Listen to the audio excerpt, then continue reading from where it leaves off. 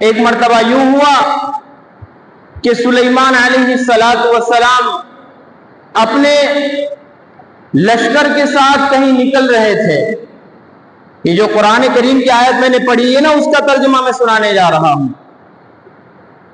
اپنے لشکر کے ساتھ کہیں نکل رہے تھے تو چونٹی چھوٹی مخلوق ہوتی ہے، اس کے سردار نے اپنے علاقے میں جا کر کے اعلان کیا، یا ایھا النمل ادخلوا مساکنکم، کہ اے چونٹیوں اپنے اپنے بلوں میں داخل ہو جاؤ.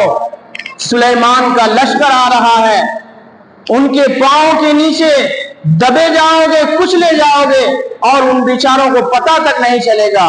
کیوں کہ چوٹی چھوٹی سی مخلوق ہوتی ہے، اور حضرت انسان کا پیر کتنا بڑا ہوتا ہے وہ سمجھ سکتے ہیں. کہ چوٹیوں تم اپنے اپنے بلوں میں داخل ہو جاؤ. اللہ تبارک و تعالی نے اس چھوٹی سی مخلوق کی یہ ادا اتنی پسند آئی کہ پورے چونٹی کے نام سے 19ویں سپارے کے اندر سورہ نمل کر کے ایک سورت اللہ تعالی نے نازل فرما دی. سورہ نمل کر کے پوری ایک سورت نازل فرما دی اللہ تعالیٰ نے. اس میں ہدہد پرندے کا بھی بیان ہے، پھر کبھی موقع ملے گا تو سنائیں گے، بات دوسری طرف چلی جائے گی. چنانچہ اس چونٹی کو اپنے علاقے میں اپنے بھائیوں کو بچانے کی جو انہوں نے ذمہ داری ادا کی ہے، وہ اس سے آج ہم تمام کو سبق سیکھنے کی ضرورت ہے. ایک چونٹی نے اپنی ذمہ داری ادا کی، اپنے برادری کو بچایا. آج انسان سوچ سکتا ہے کہ ہم اپنی برادری کے لیے کیا کچھ کرتے ہیں، کیا بچاتے ہیں یا انہیں ڈھکیل کر کے گٹر میں ڈالنے کی کوشش کرتے ہیں. ایک حدیث شریف پڑھی تھی اسی آیت کی ضمن میں، کلکم راع وکلکم مسئولون عن رعیتہ، کہ انسانوں تم میں سے ہر ایک ذمہ دار ہو، تم میں سے ہر ایک بادشاہ ہو. تمہاری رعایت کے متعلق، تمہاری رعایا کے متعلق تم سے پوچھا جائے گا. کلکم راعٍ، تم تمام کے تمام بادشاہ ہو. وکلکم مسئولون عن رعیتہ، اگر تم نے اپنی رعایا کی دیکھ بھال صحیح سے نہیں کی، اپنی رعایا کی جیسی پرورش کرنی چاہیے، جیسی دیکھ بھال کرنی چاہیے، جیسی ان کی تربیت کرنی چاہیے، ایسی تربیت نہیں کی، وکلکم مسئولون عن رعیتہ، تمہیں اپنے رعیت کے بارے میں، اپنی رعایا کے بارے میں پوچھا جائے گا. اب یہاں سوال ہوتا ہے کہ بھائی ہم میں سے ہر کوئی بادشاہ کیسے ہو سکتا ہے، ہم میں سے ہر کسی کا رعایا کیسے ہو سکتا ہے؟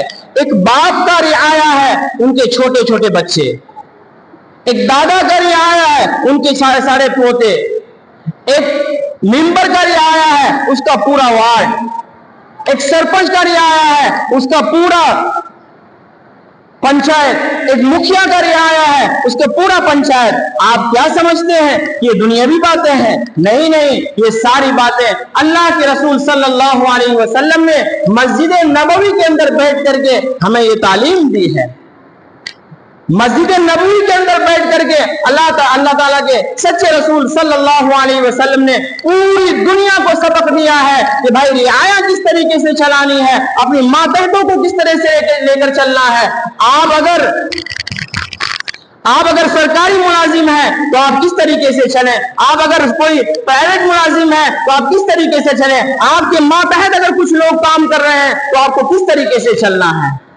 آج اگر ہمیں کسی مدرسے کا چھوٹا سا عہدہ مل جائے یا کسی مسجد کا چھوٹا سا عہدہ مل جائے تو اللہ کی پناہ اس کے آگے مجھے نہیں بولنا ہے. سوشل میڈیا کا دور ہے. ابھی اتر پردیش کے اندر ایک مدرسے کا واقعہ میں آپ کو ہوش گزار کر کے پھر بات کو آگے لے چلوں. ایک مدرسے کا واقعہ، اس قاری صاحب کا نام ہے قاری آس محمد صاحب. انہوں نے بس اتنی سی غلطی کی کہ محتمم صاحب سے کہا حضرت جی کچھ تنخواہ بڑھا دیجئے، حضرت جی تنخواہ وقت پر دے دیجئے. اسی بات پر اس حضرت جی نے قاضی قاری آس محمد کے ساتھ جو معاملہ کیا ہے وہ ناقابل برداشت ہے. دراتی سمجھتے ہیں؟ دراتی وہ کچیا نما ہوتا ہے. دراتی اتر پردیش میں وہ دھار اس میں نہیں ہوتا بلکہ وہ دبیا کے دھار کی طرح ہوتا ہے. دراتی उस दराती से उस हजरत जी ने, उस मोहतमिम साहब ने कारी आस मोहम्मद साहब पर बच्चों के जरिए हमला करवाया कि किसी तरह इसको भगाना है, कि नहीं तो तनख्वाह देना पड़ेगा। क्या मुंह दिखाएंगे? क्या समझते हैं? अगर आपकी हैसियत से बाहर है, अगर आपसे नहीं संभलता है, आप नहीं चला पाते हैं, तो खुदा ये दुकान बंद कर दीजिए। एक छोटी सी बात पर किसी के जान से खेलना, किसी के पर हमलावर होना, क्या छोटी बात समझते हैं? जब एक मुसलमान ही, एक मोहतमीम ही, एक मदरसे का जिम्मेदार ही, एक मस्जिद का जिम्मेदार ही अपने खादिमों के साथ ये मामला, ये रवैया इख्तियार करे, तो फिर योगी बाबा को तो बदर औला हक बनता है कि वो तो जबरदस्ती करे हमला। फिर हम किसको बदनाम करते हैं? गवर्नमेंट को बदनाम करते हैं, सरकार को बदनाम करते हैं। सरकार अपनी जगह जो है वो अलग है। पहले मुसलमानों अपने हालात को सुधारना होगा, पहले अपने रियाया की देखभाल करनी होगी, पहले अपनी रियाया की अच्छी तरह परवरिश करनी होगी, पहले अपनी रियाया को अच्छी तरह चलाने का तरीका सीखना होगा, फिर जाकर के हम आगे बात उठा सकते हैं या किसी के ऊपर उंगली उठा सकते हैं। आज हमारे हालात बद से बदतर होते जा रहा है। किसने बद से बदतर किया हालात को? हमने खुद इस हालात को बद से बदतर किया है। अब जरा आंखें खोल करके इन बातों को सुने। अभी हाल में एक मेला गुजरा है, हमारे गैर भाइयों का दुर्गा पूजा कहा जाता है। इधर थोड़े फासले पर मेला लगता है। यहां किसी से मैंने पूछा कि क्या हालात बनते हैं वहां के। किसी से क्या मैं साफ बता दूं, गोलगप्पे वाला आता है हरियाबाड़ा से, उनसे मैंने पूछा था कि आपकी कमाई तो अच्छी रही होगी। बोला, मैं पूछा इमाम था, बहुत बुरा हाल। में क्या हुआ कि 6,000 रुपए भी चोरी हो गया। मैंने कहा किसने चोरी किए? कि मुसलमान 8-10 नौजवान थे, मुझे चारों तरफ से घेर लिया। वो गोलगप्पा मांग रहा है, वो झालमुड़ी मांग रहा है, वो कुछ मांग रहा है, वो कुछ, इसी दरमियान मेरा पैसा निकाल लिया। मैंने कहा अच्छा ये बताएं, उस मेले में मुसलमानों की तादाद कितनी होगी? तो उन्होंने जो बात कही है ना, यकीनन हम अपने रियाया के लिए कुछ नहीं कर रहे हैं। उन्होंने कहा कि 90%, 90% की मैं बात कर रहा हूं, 90% मुसलमान थे, वहां सिर्फ 10% गैर भाई थे। अब अंदाजा लगाए ना, फिर हम गैरों को कहते हैं कि आपने हमारे साथ बुरा रवैया इख्तियार किया, आपने हमारे साथ बुरा किया। अरे मुसलमान, तुम मुसलमान, तुमने अपना क्या देखा है जरा ये तो बता दो। अपने नौजवान औलाद को संभाल नहीं पाए, अपने नौजवान बच्चों को नहीं संभाल पाए, अपनी बीवियों को नहीं संभाल पाए, गैरों को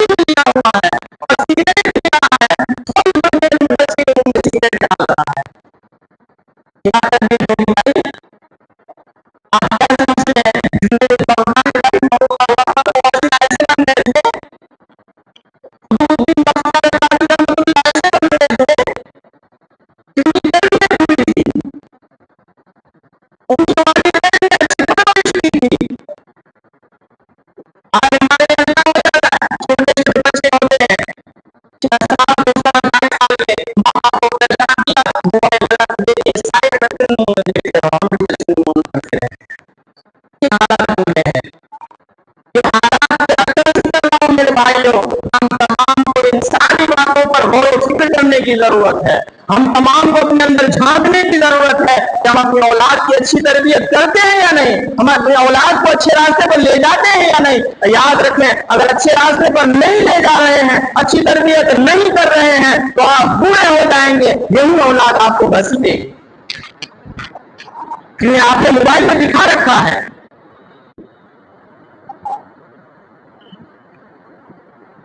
جب تک مسلمان اپنے حالات کو نہیں سنوارے گا، اپنی حالات کو نہیں سدھارے گا، یاد رکھیں کوئی اپنے ہمارے ساتھ بھلائی کرنے والا نہیں ہے. اللہ کے رسول صلی اللہ علیہ وسلم جب دنیا میں تشریف لائے تھے تو 40 سال تک آپ کو نبوت نہیں ملی. 40 سال تک آپ کی نبوت کا اعلان نہیں ہوا. کیا وجہ تھی؟ کیا ماجرا تھا؟ وجہ یہ تھی، ماجرا یہ تھا کہ 40 سال تک لوگوں کو صرف طریقے بتلا رہے تھے. 40 سال تک لوگوں کی صرف تربیت کر رہے تھے. 40 سال تک صرف لوگوں کے اندر اپنا اندر جو تھا یہ امانت اور صداقت، وہ ساری باتیں باہر آ رہی تھی. پھر 40 سال کے بعد نبوت آئی، پھر لوگوں میں ہنگامہ شروع ہوا. ابو جہل جب اللہ کے رسول صلی اللہ علیہ وسلم کو نبوت مل گئی، رسالت مل گئی، تو ابو جہل کو پتہ نہیں تھا کہ مل گئی ہے. ابو جہل ایسی عبادت کر کے مجھے سچ مانتے ہو؟ یا رسول اللہ اے محمد کیا بات کر رہے ہیں؟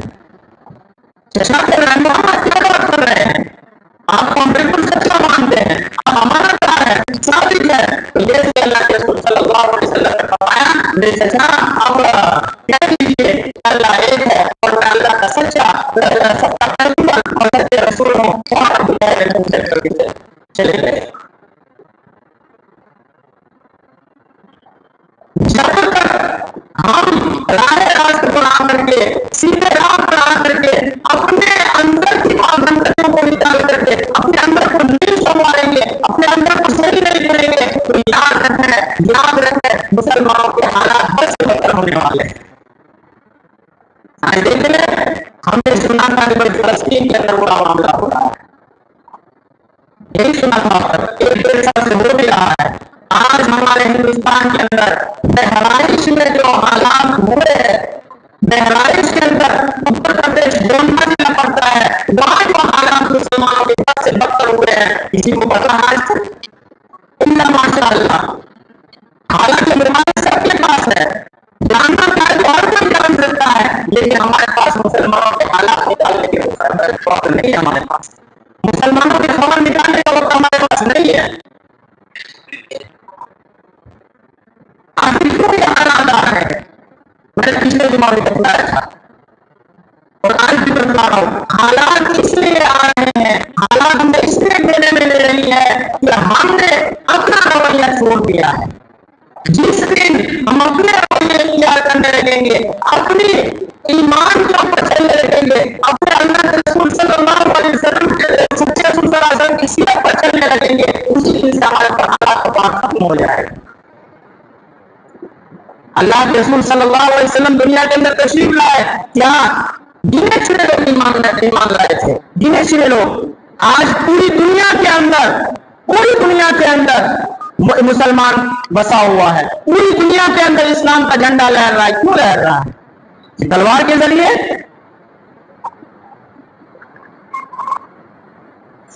آج ہم اپنی حقیقت کو، اپنی ایمان کی حقیقت کو ہم نے بالکل چھوڑ دیا ہے.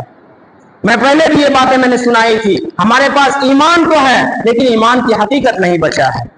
ہم مومن تو ہیں، ہمارے پاس ایمان کی ذرہ برابر کوئی چیز، کوئی شے موجود نہیں ہے. اب اندازہ لگائے نا، ایک مومن، میرے پاس بہت پرانے ایک واقعہ یاد آ گیا مجھے. جموں کے ایک بہت بڑے عالم گزرے ہیں، بہت بڑے عالم مفتی صاحب. ان کے پاس ایک شخص آیا کہا کہ حضرت جی مجھے لوگوں کو اگر ایمان کی دعوت دینی ہو، لوگوں کو اگر مجھے ایمان پیش کرنے ہو تو مجھے کیا کرنا پڑے گا؟ تو حضرت جی نے فرمایا، مفتی صاحب نے فرمایا کہ بھائی پہلے خود مومن بننا پڑے گا. پہلے خود اسلام قبول کرنا پڑے گا.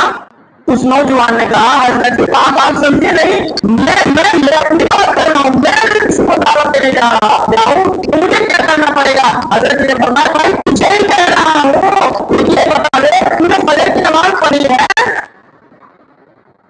وہ تو پڑھی نہیں جاتی، پڑھی نہیں جاتی ہے. صاف میں کہ جان دوسرا نماز چھوڑنے والا اس درجے تک پہنچ جاتا ہے. خود مومن نہیں تو ایمان کی دعوت کیا دے گا؟ تو اس سے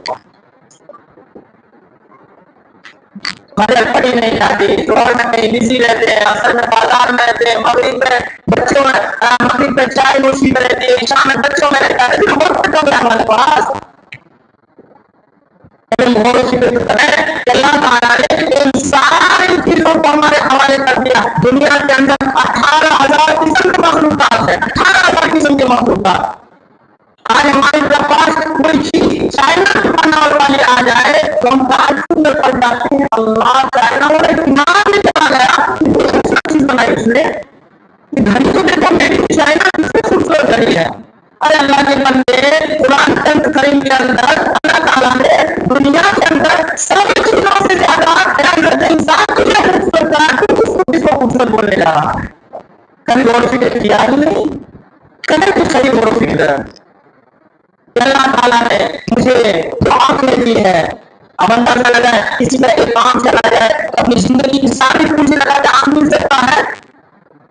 کسی کا ایک کام پیدا ہو جائے، زندگی کی ساری پونجی لگا کے کام مل سکتا ہے؟ نہیں مل سکتا ہے. ایک بیٹا نہیں، مولانا دیوبند کا واقعہ ہے. ایک بیٹا